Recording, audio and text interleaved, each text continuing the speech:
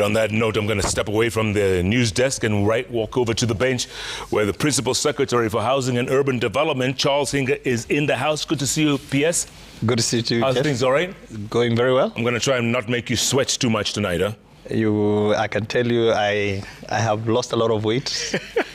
And so sweating is a thing of the past. You're looking good, by the way. Thank you so much. Well done, well done. So listen, this event yesterday, explain to us what exactly it was. The event yesterday was the first housing units that have begun under this administration that we handed over the keys. That is to the beneficiaries. Yeah. And the beneficiaries, in this case, are the communities living in the larger Mukuru area. You know, there are several Mukurus. So the majority of the people that were the first beneficiaries went through a process which is called enumeration. So enumeration is where you go house by house, and you enumerate the people that are inside that house. Then you have a whole list of people, and then you invite them. Because it's still optional. You invite them to participate in the program. They register themselves.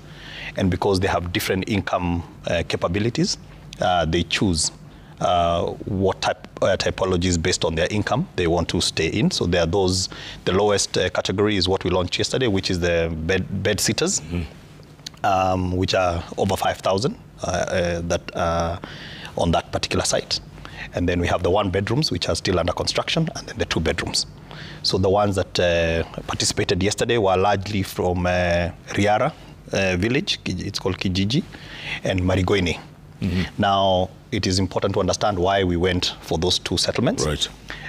It is because, you see, part of this program is geared towards eradication of informal settlements.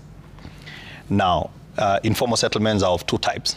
You have an informal settlement that is on public land, and you have informal settlement on private land. Now, Mukuru is unique because it has both. You know that there are portions of Mukuru that are on government land, but the bulk of it is on private land. So we started, the resettlement started with where we have public land. So Riara is a government land which is owned by Ministry of Education. It's a department called SEPU. It's about 12 acres. So the idea is that this particular site where we are settling them, it's about 55 acres. So we will move the people from those settlements systematically. And then we will demolish those structures where they have come from, as they move in, and then we have another contractor to go and build on the same, so that we go eliminating those informal settlements. Then the other one is Marigoine, which is near Mata Hospital, which is also owned by national government. Again, about 11 acres. We have done the same thing, enumerated we've counted everybody. We have got the data, and then we have gone through that same process. So yesterday, the bulk of the people that moved in were from those 2 settlements. Tell me something. You said it's voluntary, right? Yes. They don't have to agree to move. They don't have to. But in terms of where they are, we will give them facilitation so that they can either move to the new houses or move away and let's say, for example, you want a 2-bedroom, and the 2 bedrooms are only going to come online sometime next year, around the first quarter of next year. So we will facilitate them. So there is no forced eviction. We will facilitate them. They will go.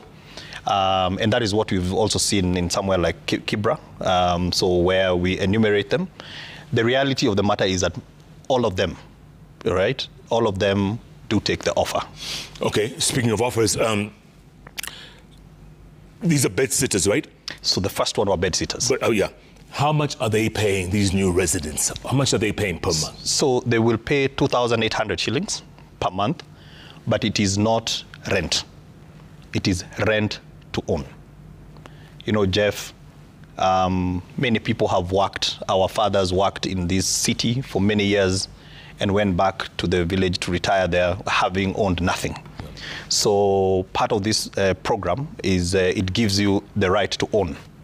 So we are, so the program is designed in such a way that it is mindful of the incomes.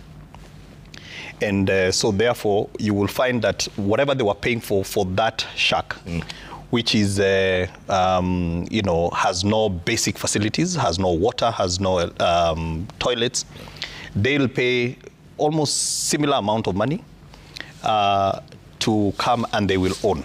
That is what is called rent to own. Do they get service charge as well? Or are there extras like yes. Light, absolutely, electricity, yes. water? Correct. But here is the good thing, or the good news.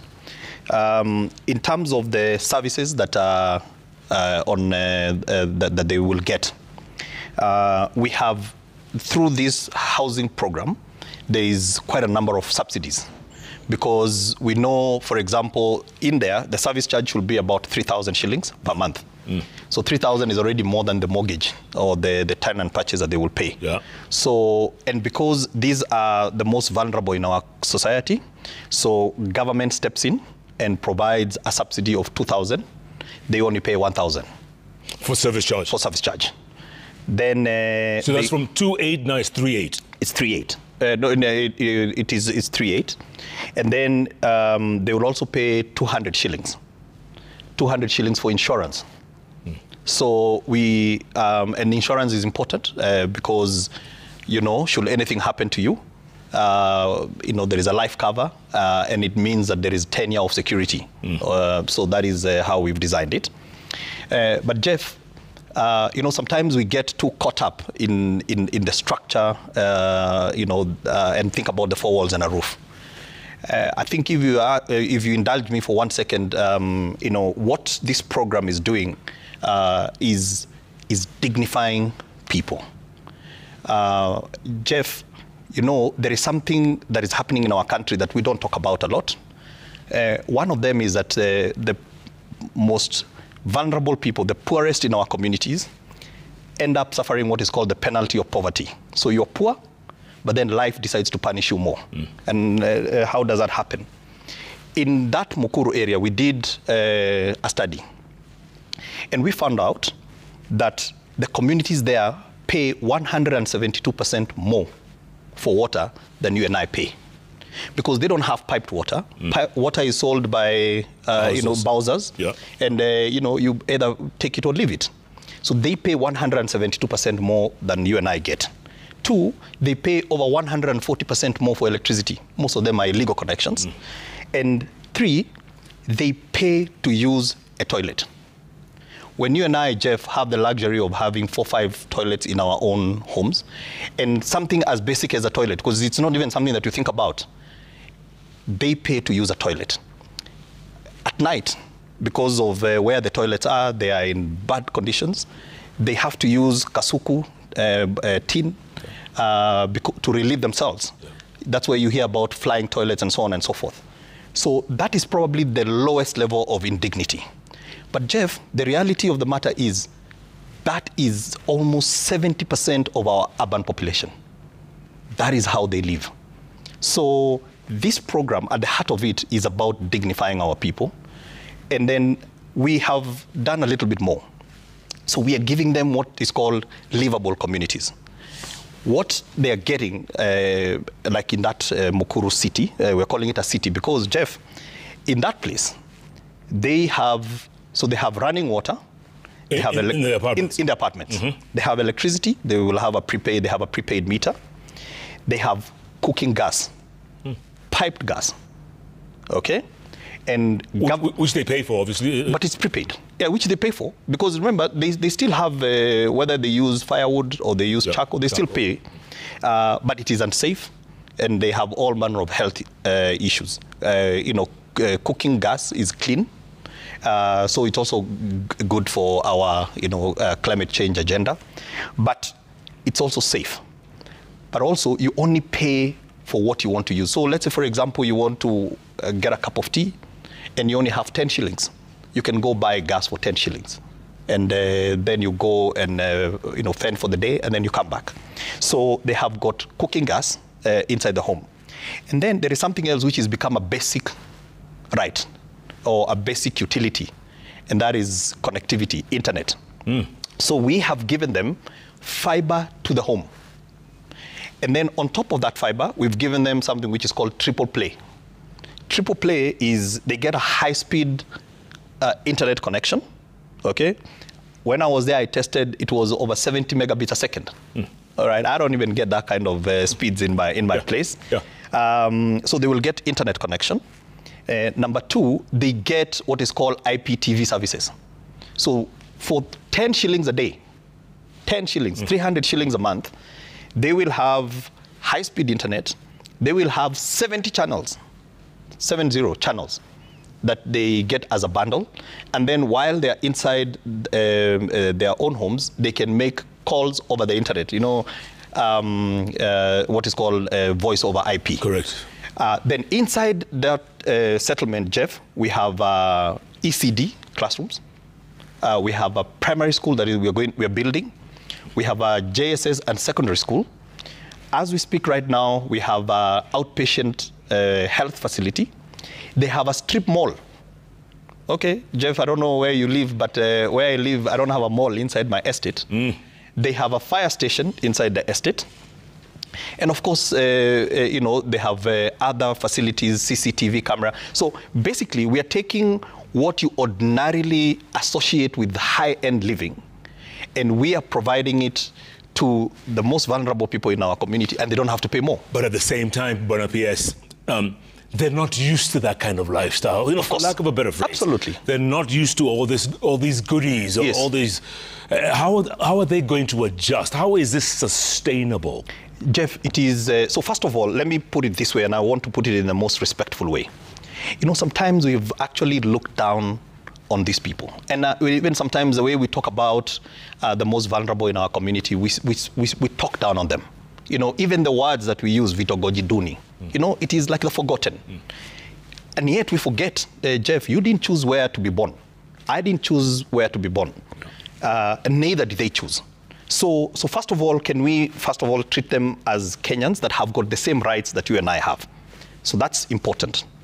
Two, it's a good challenge to have, and change, Jeff, is a constant. Yeah. So what we are doing right now is that we have an estate manager that is going to take them through change management.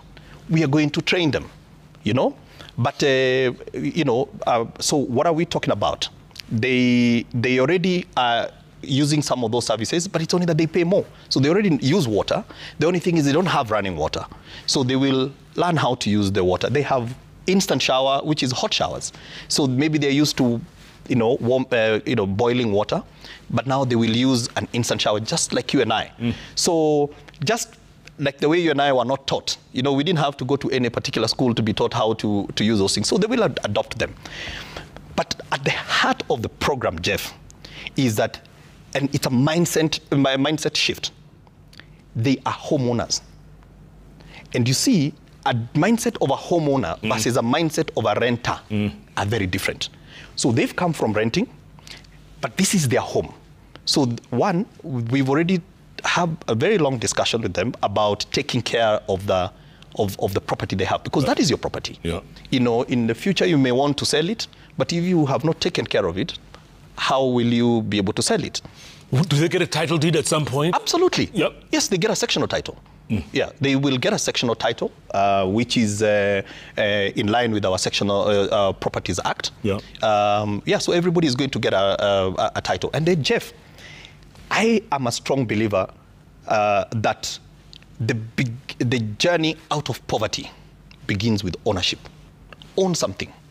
You know, that property that they own, as they pay every month, remember, a big portion of the money is going towards reducing the balance. So essentially, in financial terms, we say that you have built equity. You have built equity into your own home.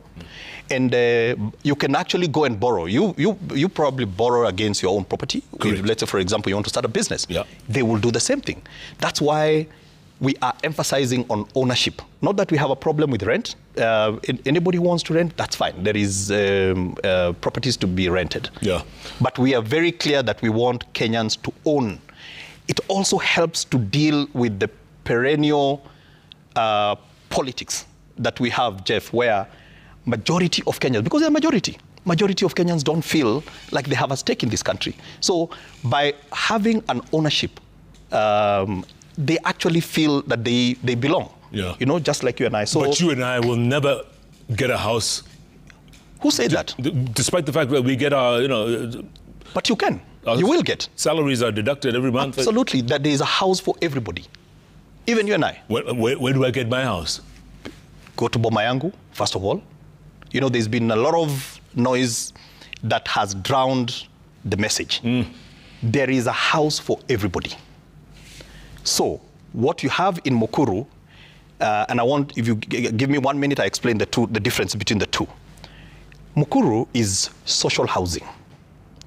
Social housing is targeted towards slum eradication, all right? Now, so we have Mukuru, we have Kibra, we have Madare, we have all those houses that are geared towards eradicating the slum. So we build, we settle the people who are in the slum, we demolish the structures, and we build some more, and that's how we're going to eradicate the slum. But we have a different program as well, which is now that's social housing, then we have the affordable housing. Yeah. And the affordable housing also has 3 categories. You still have social housing within the affordable housing. Then you have got affordable low income, okay, housing. And then you have what is called middle income housing and what we call market. Now, the social housing is geared towards people who earn 20,000 shillings and below. And whatever form of income, whether it is a salary or whether you sell, you know, tomatoes, you have an income. If your income is below 20,000 a month, then you are entitled to a social house. If you earn 20,000 to 150,000 shillings, you're entitled to an affordable low-income mortgage. And then if you earn 150,000 and above, you are entitled to a market unit. So, and the split is 20% in this other you know, formation. 20% is social, 50 is affordable, and 30 is market. So Jeff, the news is that you are entitled to a house if you want. If I want. If you want. And you too. Me too. But you're only entitled to one. So our philosophy here, or the program, is one house, one ID. That's it. One house? One house, one ID. I like. Of course, at the beginning, you're going to have a mismatch between the demand and the supply. Correct. And that is expected. The way of the world. Exactly. But as we speak right now, Jeff, I have 148,000 units under construction. Yeah, but that's nowhere near what Kenya Kwanza said they had promised Kenyans in the last election, right? Absolutely. But you know, Jeff, it is a process. I mean, if you look at successive governments, Jeff. Yes. You know, there is no government that has, and it's not that they didn't have that in their mind. If you date back to NAC government, when the former prime minister was the minister, you remember there was a minister for roads. Correct. And housing. Yeah. He's the one who started that Soweto A, all right? And then I don't know what happened. As soon as he had succeeded in having the act, and whatever the docket was taken away. Then we had the Jubilee government, which brought me into this government. Yes. We had a program of 500,000 homes. Which you didn't fulfill. Which we didn't fulfill, Jeff. It's because we did not have a funding mechanism. So it's not that we didn't try. You know, and the interesting thing is I was there. I was the person who did... the point man. Yeah, absolutely. And this one, 250,000 was promised a year? Yes. And it's only a year, Jeff, since we've actually... Remember, when we started the program, we had challenges with the law, with the act. So it was interrupted, it was stopped. Yeah. So the only time we've actually had a constant supply is from March last year, okay, to now. But in the previous year we started, then it was stopped for about 4 months. Then now 4 or 3 months. I may not be, you know, having the exact figures. Yeah. But Jeff, the point is we have taken off. And we're not going back. Okay, I want to talk more about that after the break. But P.S., this is interesting stuff. And yeah, I didn't realize we're all entitled to a house. You are. Huh? You are. One house. One house, one ID. One ID. We'll get testimonials as well. People who are actually benefiting from this house, affordable housing journey. They'll be right here in a little short while, so stay tuned for that. And I know you have your questions and comments. Are you entitled to a house? Would you like a house? I'm sure most of us would, given the chance. Keep tweeting at Queen Anchor Jeff, at Citizen TV Kenya, the hashtag JKLive. JKLive takes a break. We'll be back. In the meantime, coming up,